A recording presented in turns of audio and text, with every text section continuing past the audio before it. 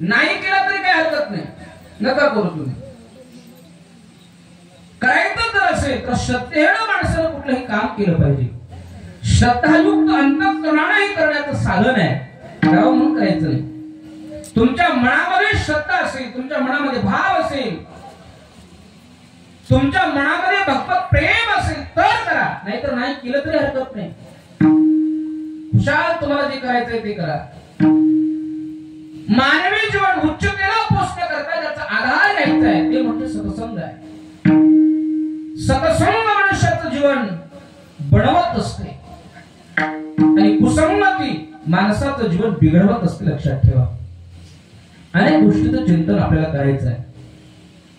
ज्यांच्या पवित्र मुखातून आपण श्रीमद भागवत कथा श्रवण करीत आहात त्या हरिभक्तप्राण परमश्रद्धेय पवन महाराज थोडे आदरणीय महाराजांचे ते पुतणे आहेत. ज्यांच्या मुखारविंदातून आपण ज्ञानेश्वरीचं पारायण श्रवण करतो आहोत ते आदरणीय संजय महाराज खरे अमरापूरकर. सुंदर अशी भजनी मंडळी आहे. हे सर्वांच्या सहकार्यानं आपण हा सप्ताह अतिशय थाटामाटामध्ये दिमागदार वैभवामध्ये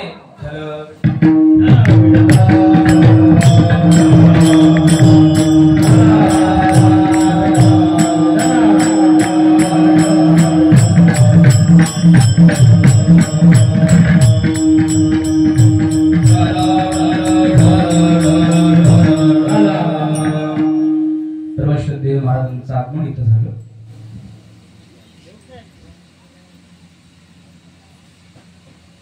तेव्हा काय सांगत होतो मी? महाराज कीर्तन सांगत होता, त्याच्याकरताच तुला बोलवलं. काय सांगायचं ते तू सांग, ऐकायचं ते आम्ही ऐकतो. एका कारणानं ऐकून दुसऱ्या कारणानं सोडून देऊ. ऐकवायला घेणं पडलं. महाराज गंगूबाई शेजारची कीर्तन आले म्हणून तिच्या पाठीमागे आम्ही आलो. कारण उद्या भांडणामध्ये हा विषय नको निघायला म्हणून तिच्या पाठीमागे आम्ही आलो. असं नाही,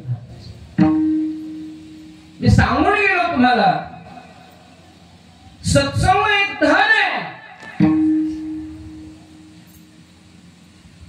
माणसाला दुसरं काही कुठलेही धन कमवलं नाही तर हरकत नाही, आणि सत्संगातलं हे विचाराचं, संत विचाराचं धन, भगवत नामस्मरणाचं धन मात्र माणसानं जोडलं पाहिजे. त्याला फार मोठं महत्व आहे.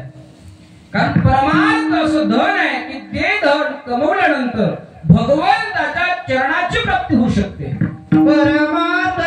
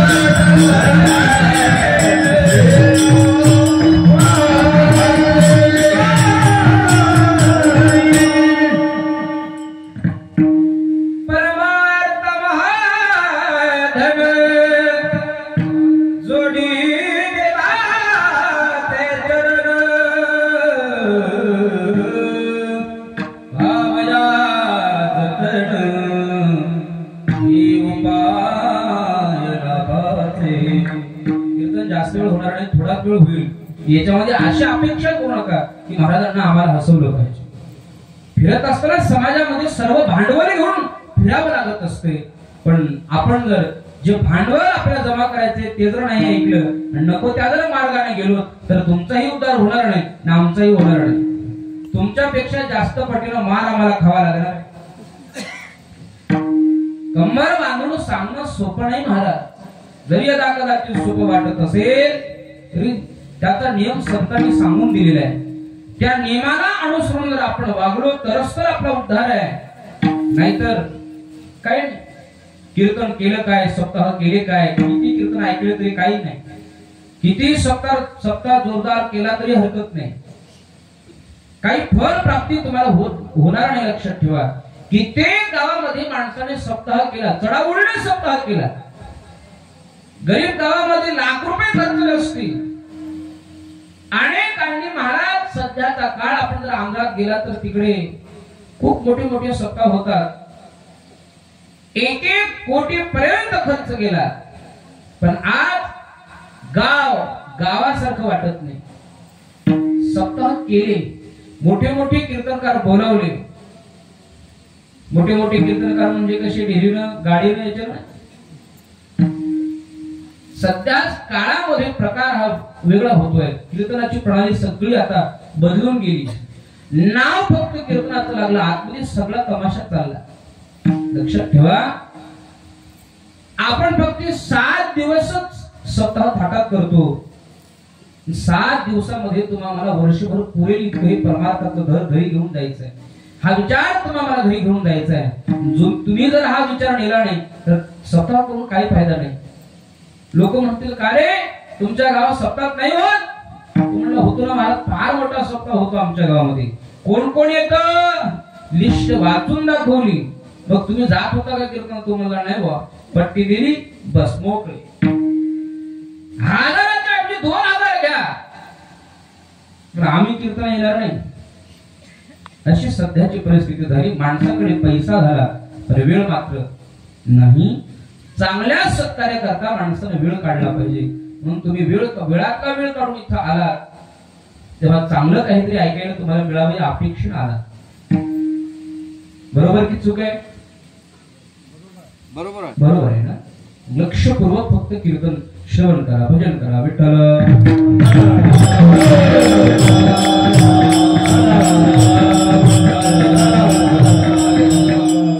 मन मोकळेपणाने भजन करायचं. चांगले हात पाय असताना जर तुम्ही भजन नाही केला तर काय होईल सांगू? तुम्ही जर आता मन मोकळेपणाने भजन नाही केलं, चांगलं तोंड दिलं असताना सुद्धा देवाला जर तुम्ही भजन नाही केलं, इंद्रातून असो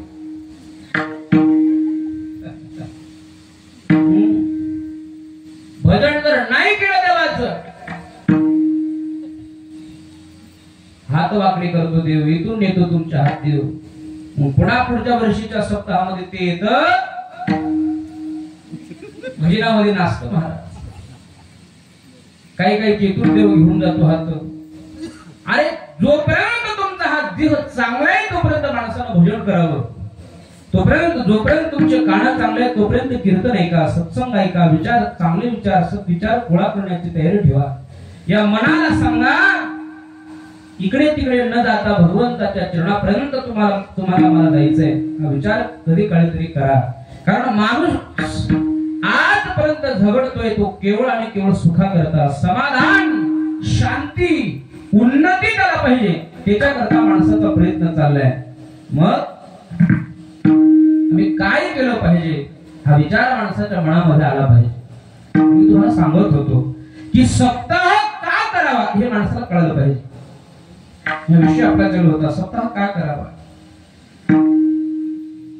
मागच्यांनी केला म्हणून आम्ही केला.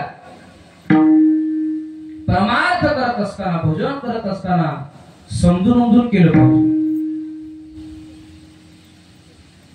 परमार्थ करत असताना माणसाने विचार केला पाहिजे, मी हे करतोय पण कशा करता केलं पाहिजे. सप्ताह करतो आम्ही पण का आणि कशा करता करावं हे माणसाला कळलं पाहिजे. सप्ताहात सगळी गावातली लहान थोर सगळी मंडळी एकत्रित येण्याकरता आहे, पण सप्ताहामुळे माणसात भांडणं व्हायला लागली. जवळ यायचे सोडून माणसं दूर दूर जायला लागले. कारण प्रत्येक माणसाला मोठेपणा मिळवायचा आहे. तर मोठेपणा कशानं अंगात येईल हे सुद्धा जर कळायचं असेल तर परमार्थामध्ये येऊन या सप्ताहामध्ये येऊन बसा. सप्ताह का करा? अज्ञान जाऊन अज्ञान रूपी अंधकार जाऊन ज्ञानरूपी प्रकाश आमच्या जीवनामध्ये येण्याकरता सप्ताह आहे. आमच्या आतले अवगुण सगळे नष्ट होण्याकरता सप्ताह आहे. आणि गुण सद्गुण आमच्या अंगात येण्याकरता सप्ताह आहे. सप्ताह का करावं हे नेमकं कळून घेतलं पाहिजे.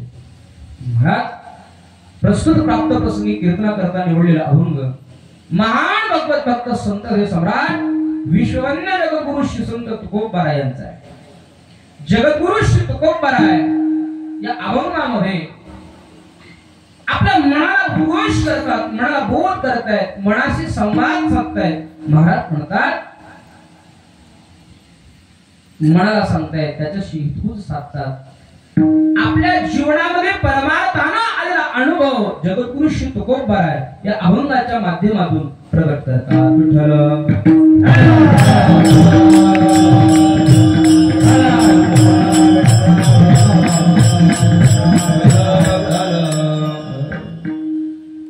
तुम्ही आम्ही प्रत्येक जण प्रयत्न करतो सुखा करता. या जगतामध्ये असा एकही व्यक्ती नाही की ज्याला सुख नकोय. कोण असा आहे मला सांगा ज्याला सुख नकोय? त्यानं भगवंताच्या दारात जाऊन भगवंताला नमस्कार केले. देवा काय रे मोठ्याने हात मारायला असतो, काय नाही म्हणला देवा माझा एक डोळा जाऊ दे, एक हात मोडू दे, गावाला गाव जेवण देतो म्हटलं कोणी? देवाच्या दारात आला, 2 हात तोडले जाणार देवा. जाता जाता पायाला ठेस लागू दे, जखम होऊ दे नाही. दुःख प्राप्त व्हावं असं कुणाला वाटत नाही. मला दुःख मिळावं असं कोणाची अपेक्षा नाही. प्रत्येक जण आज सुखा करता तळमळ करतोय. मज लागी दुःख भावे ऐसे कोणी भावे ना देवे. नवांचिता दुःख पावे येणे न पवी स्वतंत्रता. मला सुखच व्हावं ही इच्छा आहे, मला दुःख व्हावं असं कोणाची इच्छा नाही. पण नरदेव प्राप्त झाल्यानंतर इथं सुख दुःख तुम्हाला भोगावं लागतं. सुखच तुम्हाला प्राप्त व्हावं असं वाटत असेल तर भगवंताचं भजन करा. जगद्गुरु श्री तुकोबाराय सांगतात सुख दुःख समान सकळ जीवाचा उपाळ.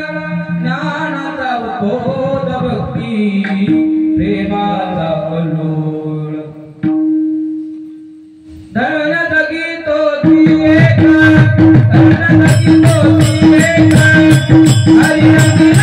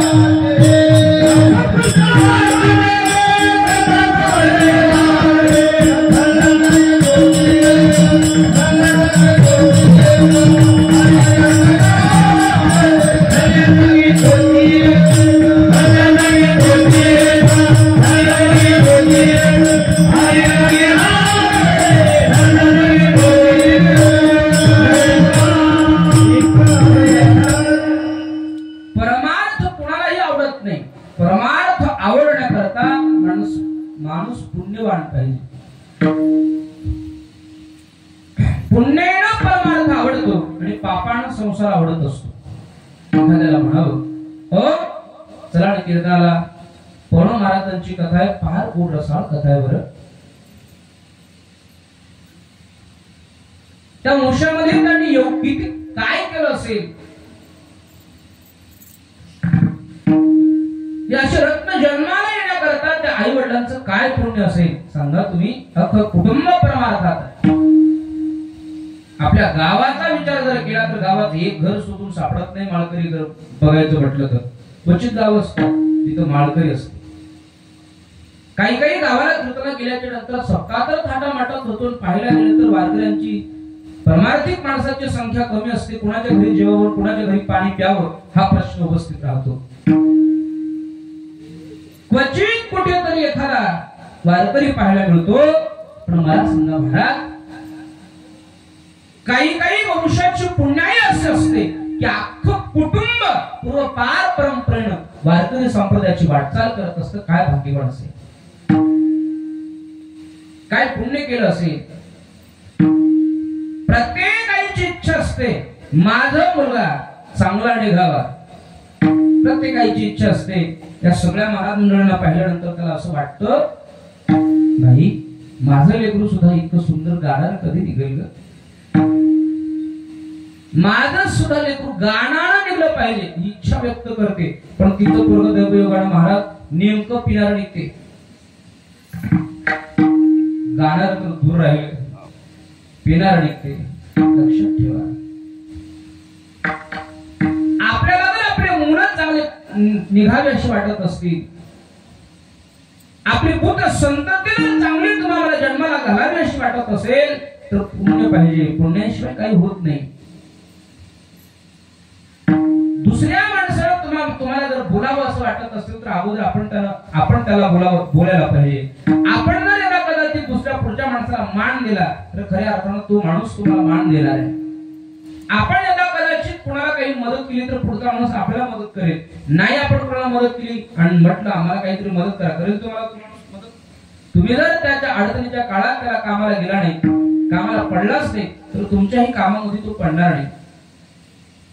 हे जगत असं आहे, जन हे सुखाचे दिल्या घेतल्याचे. तुम्ही जर कोणाला काही दिला तर ते तुम्हाला काहीतरी देते, नाही तर देत नाही. लक्षात ठेवा,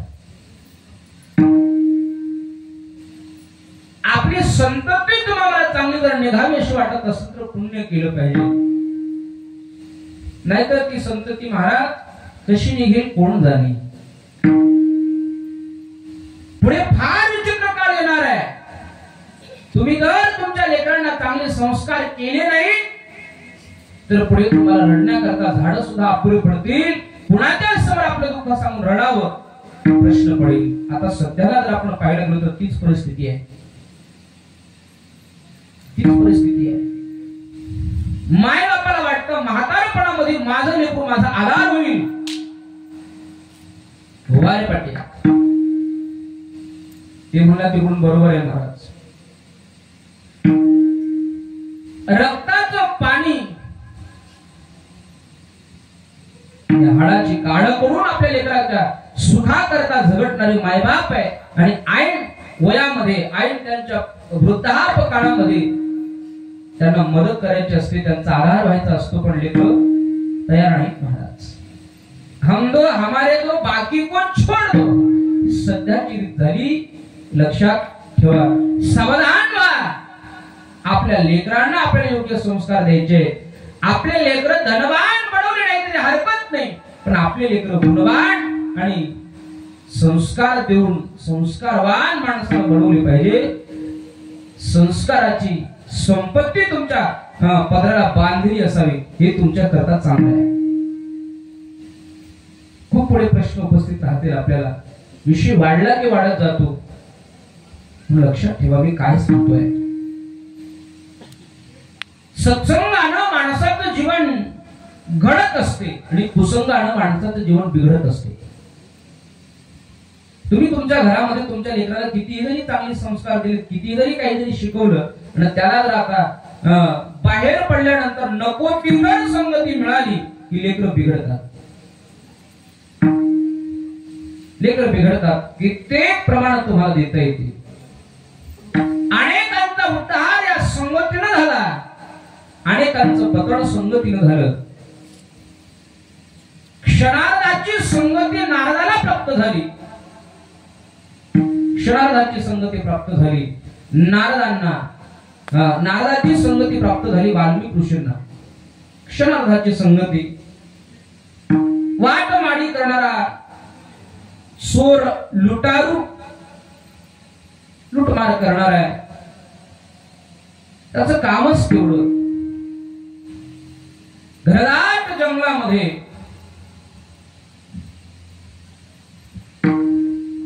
त्याने टोल नाकाच म्हणा, नाका टोल नाका जशी इकडे तपासणी नाका असतात, उन्हातलं कोणी काही चोरून नेऊ नये म्हणून नाका असतो. एक ऑफिस असते. तुम्हाला सगळ्यांना माहिती आहे, रात्रीची वेळ आहे, वडण्याचे विहार करतात, कोणाची प्राणहानी होऊ नये म्हणून वाचवण्याकरता नाके असतात. बाबा तुम्हाला आता जाण्याकरता परमिशन नाही. ते म्हणले महाराज आताच गेलो होतो कीर्तनाला, कोर्टाला कीर्तनाला गेलो, मला बोरगडीला जायचंय. ते म्हणले महाराज अहो रस्ता चांगला नाही, गपचूप बसा. नाही जायचं, अडवण्याकरता कोणतरी असतं. तसंच महाराज तो श्रीमंताला लुटण्याकरता रस्त्यामध्ये थांबलेला आहे. अनेकांना त्याला मारलेला आहे, कित्येकांना मारलं गणित नाही. अगणित पाप त्याच्या हातून घडलेलं आहे, महापापी. कारण ब्राह्मणाला मारलेलं होतं. ब्राह्मणाला जेव्हा मारल्यानंतर त्या ब्राह्मणाच्या झोळीतला शालिग्राम त्यानं घ्यावा आणि तो शालिग्राम एका भल्या मोठ्या रांगणामध्ये टाकावा. अशी रांगण 7 भरली आख्यायिका सांगतात. पण त्याच्या त्या पापाला गणित नाही, अगणित पाप त्यानं केलेली आहे. एके दिवशीचा प्रसंग त्याच्या दैवयोगामध्ये काहीतरी त्यानं केलेलं पुण्य उदयाला आलं आणि पुण्य उदयाला आलं असल्या कारणानं त्या वाटेनं संत निघाले. ते म्हणजे नारद ऋषी होते. नारद ऋषी भगवंताचं भजन करीत करीत करीत करीत त्या वाटेने येत आहेत. काय भजन करतात?